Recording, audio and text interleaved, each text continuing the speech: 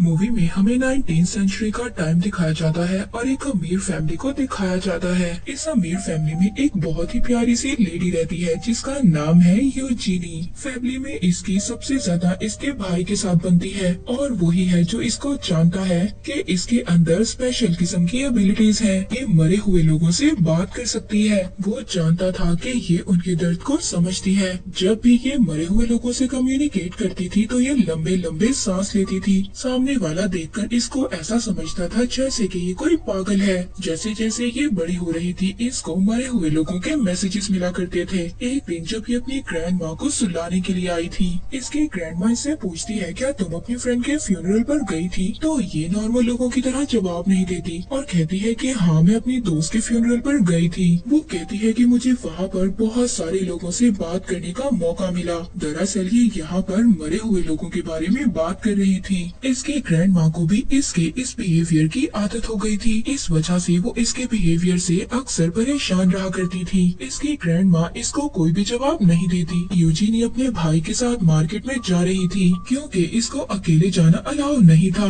ये बाहर जाकर बहुत ज्यादा एंजॉय करती है। ये गलियों में घूमती रहती है। फिर इसके बाद ये एक कैफे में जाती है। वहाँ पर ये एक आदमी को देखती है जो स्पिरिट्स के बारे में बुक पढ़ रहा था। ये आदमी यूजीनी को अपना इंट्रोडक्शन करवाता है और काफी देर तक इससे बातें करता रहता है। जिसके बाद यूजीनी उसको बताती है कि ना तो मैं तुम में इंटरेस्टेड हूँ और ना ही तुम्हारी बातों में। वो तो कब से इस बुक को देख रही थी। जब इस लड़के को पता चलता है कि ये इस बुक में इंटरेस्टेड है तो वो लड़का एक रात के लिए यूजीनी को ये बुक दे देता है कि एक रात के लिए यूजीनी इस बुक को पढ़ सकती है। अब यूजीनी इस बुक को घर ले आती है और वो सारी रात इस बुक को पढ़ती रहती है। इस बुक को पढ़कर उसको अपना पर्पस समझ आया कि कैसे मरे हुए लोगों के साथ कम्युनिकेट किया जाता है और कैसे उनकी मदद की जाएगी। इन दोनों बहन भाइयों को देखते हैं जो कि एक और वेल्थी फैमिली के साथ हैं। यूजीनी के फादर उससे बात करते हैं। दरअसल यूजीनी के फादर उसको पसंद नहीं करते थे और ना ही उससे ज्यादा प्यार करते थे क्योंकि यूजीनी अपनी फादर की एक्सपेक्टेशंस के खिलाफ थी। यूजीनी के फादर को ऐसी लड़कियां बिल्कुल भी पसंद नहीं थी जो हम्बल होती है और गरीब लोगों का ख्याल रखती है। कि यूजीनी अमीर होने की डेफिनेशन को समझ नहीं पाई। वो समझते थे जो गरीब लड़कियां होती हैं वो काइंड और हम्बल होती हैं और वो लड़कियां गरीबों की तरह ही लगती हैं। वो अमीर लड़कियां बिल्कुल भी नहीं लगती। इस तरह इनका रिलेशन बहुत ज्यादा वीक था।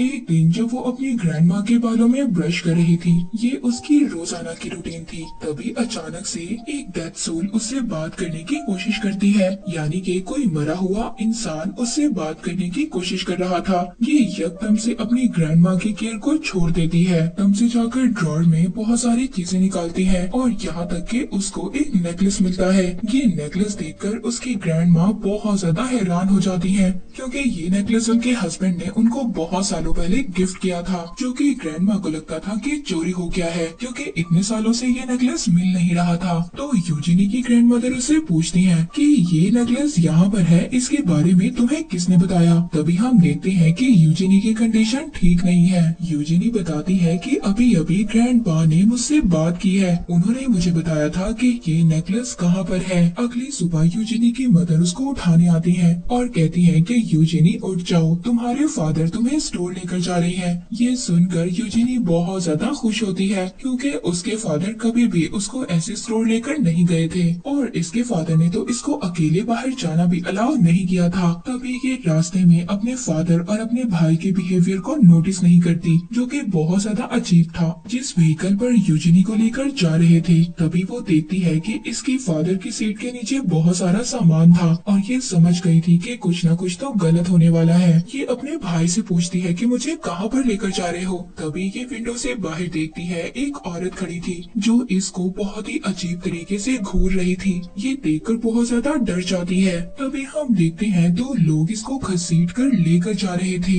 ये बहुत ज्यादा चिल्लाती है, अपने भाई और अपने फादर को आवाज देती है, मगर वो दोनों इसको बहुत ही खामोशी से देख रहे थे।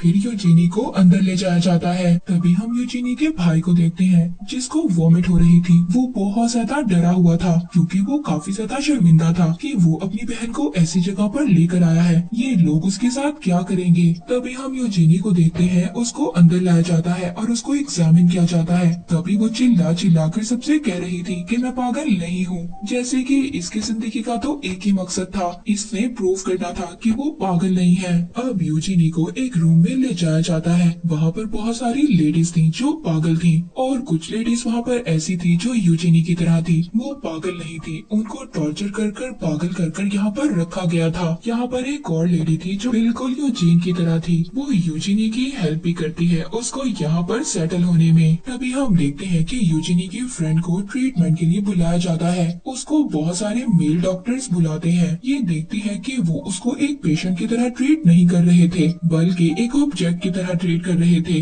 वो उसको हिप्नोटाइज भी करते हैं। वो डॉक्टर्स उसका बहुत बुरे तरीके से ट्रीटमेंट कर रहे थे, यहाँ तक कि वो नीचे भी गिर जाती है, मगर फिर भी उन लोगों को उस पर तरस नहीं आता। यहाँ पर कोई भी डॉक्टर ऐसा नहीं था जो पेशेंट्स का ख्याल रखता, मगर हाँ यहाँ पर एक नर्स थी जो सभी पेशेंट्स का ख्याल रखा करती थी। इसका नाम जेनेविव था और ये हेड नर्स थी। वो इन सब डॉक्टर्स के बिहेवियर को बहुत अच्छे तरीके से जानती थी, मगर वो इनके खिलाफ आवाज नहीं उठा सकती। यूजीनी यहाँ पर किसी को भी अपनी पावर्स के बारे में नहीं बताती क्योंकि वो बहुत ज्यादा डरी हुई थी। वो जानती थी कि इसके बाद उस पर एक्सपेरिमेंट्स किए जाएंगे। एक दिन वो जेनेविव को उसके सिस्टर के मैसेज के बारे में बताती है। एक्चुअली में जेनेविव की सिस्टर जिसकी डेथ हो गई थी वो कांटेक्ट करती है यूजीनी से, मगर वो हेड नर्स यूजीनी पर बिल्कुल भी ट्रस्ट नहीं करती। मगर जब यूजीनी उसको खास सीक्रेट बातें बताती है जो सिर्फ जेनेविव और उसकी सिस्टर के दरमियान में थी, तो वो शॉक रह जाती है, मगर वो यूजीनी से कुछ भी नहीं कहती और वहाँ से चली जाती है। इसके बाद अगले दिन यूजीनी की फाइनल इवैल्यूएशन थी और वहाँ पर डॉक्टर्स ने यूजीनी से बहुत सारे क्वेश्चंस करने थे और वो इन सभी क्वेश्चंस में यूजीनी से ये एडमिट करवाता है कि वो अभी भी स्पिरिट से बात करती है। अब जब ये इस बात को मान जाती है तो डॉक्टर्स कहते हैं इसको और ज्यादा देर इस असाइलम में रखा जाएगा। यूजीनी को ये सुनकर डॉक्टर्स पर गुस्सा आ जाता है। वो डॉक्टर्स पर चिल्लाती है, मगर यहाँ चिल्लाकर वो बहुत बड़ी मिस्टेक कर देती है। इसके चिल्लाने से डॉक्टर ये कंफर्म कर देता है कि इसको हिस्टेरिया है। हिस्टेरिया में पेशेंट्स को एक बॉक्स में रखा जाता है और ये बॉक्स कोई ऐसा वैसा बॉक्स नहीं बल्कि ये बॉक्स आइस से भरा होता है और पेशेंट को इस बॉक्स में घंटों के लिए रखा जाता है, यहाँ तक कि उनकी बॉडी बिल्कुल नम हो जाती है और उनको कोई भी पेन फील नहीं होती। ये ट्रीटमेंट करने से पेशेंट ठीक नहीं होता। इस ट्रीटमेंट से तो पेशेंट की हालत और ज्यादा खराब हो जाती है, मगर यहाँ पर डॉक्टर्स का ये मानना था कि इस पेशेंट से लेडीज खास तौर पर ठीक हो जाती हैं। यूजीनी को भी ये ट्रीटमेंट दिया जाता है। ये डॉक्टर्स के सामने बहुत ज्यादा चिल्लाती है कि मैं पागल नहीं हूँ, प्लीज मुझे ये ट्रीटमेंट मत दो, मगर कोई भी इसकी बात नहीं सुनता। इसके बाद हम हेड नर्स जेनेविव को देखते हैं जो अपने घर वापस जा रही थी। तभी वो नोटिस करती है कि उसका पीछा कोई कर रहा है और तभी उसे पता चलता है कि उसका पीछा तो यूजीनी का भाई कर रहा था। ये अपनी बहन के बारे में बहुत ज्यादा परेशान था। ये जेनेविव को बताता है कि मेरी सिस्टर के पास स्पिरिट से बात करने की पावर्स हैं और वो अब अपनी बात को प्रूव करने के लिए उसको यूजीनी की बुक भी देता है और कहता है कि ये बुक मेरी बहन को दे देना। वो हेड नर्स वो बुक ले लेती है जो उसने यूजीनी को देनी थी। अब वो भी इस मैटर में बहुत ज्यादा इंटरेस्ट ले रही थी। हम देखते हैं कि वो सारी रात इस बुक को पढ़ने में लगा देती है और जब वो उस बुक का कंटेंट पढ़ती है तो वो काफी ज्यादा डिस्टर्ब हो जाती है। बुक पढ़कर अब उसको यही लगता है कि यूजीनी बिल्कुल सच कह रही थी, उसने मेरी बहन से बात की है। दूसरी तरफ हम असाइलम में देखते हैं, वहाँ पर यूजीनी को उस ट्रीटमेंट से आजाद कर दिया गया था। यूजीनी की हालत बहुत ज्यादा खराब थी क्योंकि वो इतनी देर तक बर्फ में लेट कर आई थी। हम देखते हैं कि वो रात को सो भी नहीं पाती। इसके बाद हेड नर्स जेनेविव इसके पास आती है। वो इससे बात करती है क्योंकि वो अपनी मरी हुई बहन से बात करना चाहती थी और वो यूजीनी से ये भी कहती है कि अगर तुम अपने भाई से मिलना चाहती हो तो मैं तुम्हारी मदद करूंगी और साथ ही वो उसको वो बुक भी देती है जो यूजिनी के भाई ने उसको देने के लिए दी थी।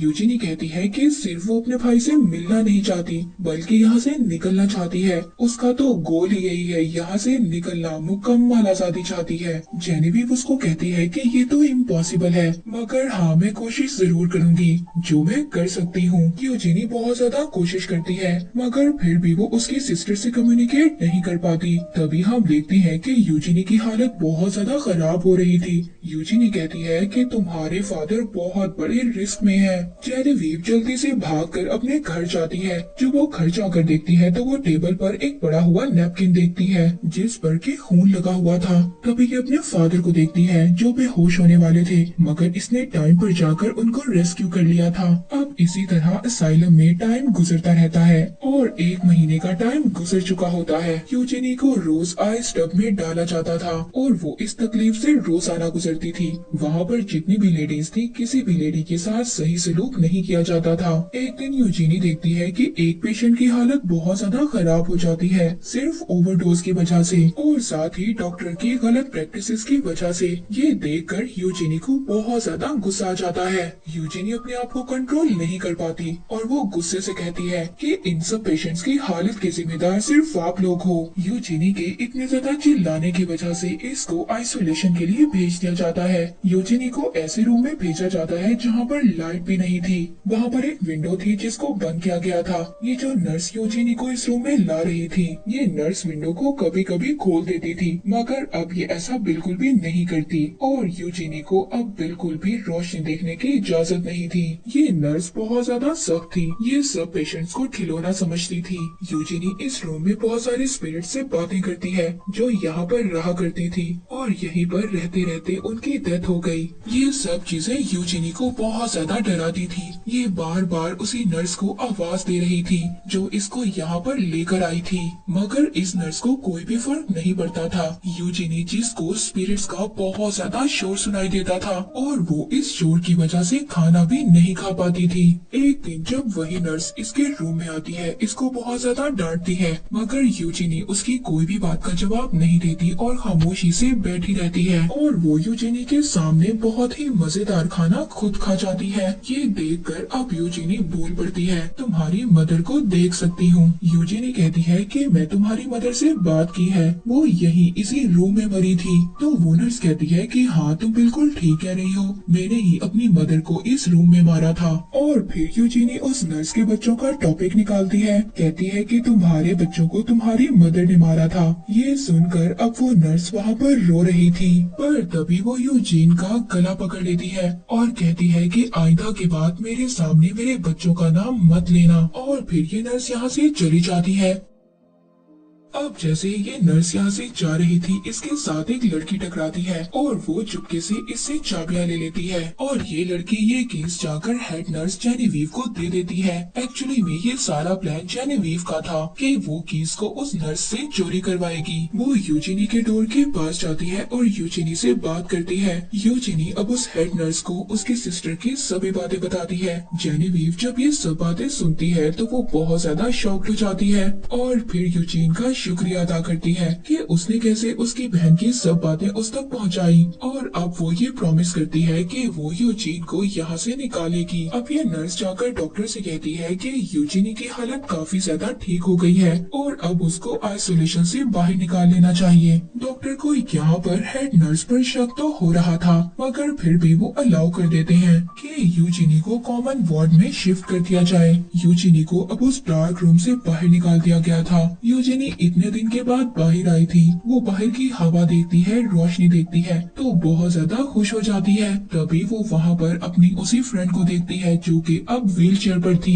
डॉक्टर के गलत एक्सपेरिमेंट्स की वजह से यहाँ पर असाइलम में अब एक दिन बॉल का आता है। ये दिन ऐसा था कि इस दिन सभी पेशेंट्स को न्यू कपड़े पहनने का मौका मिलता था और वो सभी पेशेंट्स बहुत सारा एंजॉय करते थे। ये सब लोग ऐसे एंजॉय करते हैं कि जैसे ये बिल्कुल नॉर्मल हो। यूजिनी के भाई को को भी इस पार्टी का इनविटेशन दिया जाता है। वो भी इस पार्टी में इनवाइट किया गया था। यूजिनी का भाई अब पार्टी में आ गया था। यूजिनी जब अपने भाई को देखती है तो वो ऐसा प्रिटेंड करती है कि जैसे वो इसको जानती ही ना हो, क्योंकि ये दोनों एक साल बाद मिल रहे थे। ये दोनों सबको ऐसा शो इसलिए करवा रहे थे क्योंकि ये यहाँ से भागने वाले थे। तभी जब ये भाग रहे थे तभी वो नर्स जिसने अपनी मदर को मारा था वो इन दोनों को देख लेती है। वो पकड़ने की कोशिश कर रही थी, तभी वहाँ पर एक और लेडी उस नर्स को पकड़ लेती है। इसके बाद ये लेडी और भी ज्यादा पागल हो जाती है। ये वहाँ पर सभी डॉक्टर्स पर अटैक कर रही थी। ये लेडी सबको सबक सिखा रही थी कि कैसे उन्होंने पेशेंट्स को ट्रीट किया। दूसरी तरफ हम जेनेविव को देखते हैं जो कि यूजिनी के साथ बाहर नहीं जाना चाहती थी क्योंकि वो यहीं रहकर बाकी लेडीज की हेल्प करेगी जिसको उसकी मदद की जरूरत है। इसके बाद कुछ सालों बाद का टाइम दिखाया जाता है जहाँ पर हम यूजिनी को देखते हैं जो कि सबसे दूर रहती थी। वो पहली मर्तबा अपनी लाइफ से इतनी ज्यादा सेटिस्फाइड थी और बहुत ज्यादा हैप्पी भी। ये मूवी यहीं पर एंड हो जाती है।